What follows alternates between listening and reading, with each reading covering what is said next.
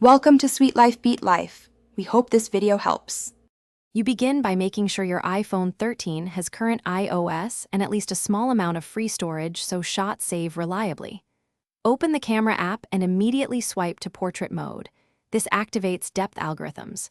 Stand about 1 to 2 meters from your subject.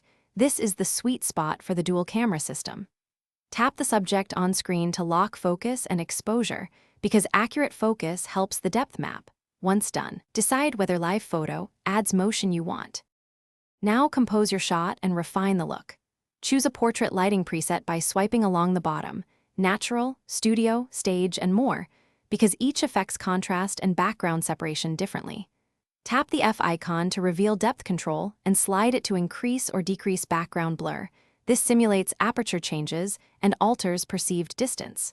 Make sure the subject is well lit and separated from cluttered backgrounds for cleaner bokeh. If needed, toggle live photo or flash.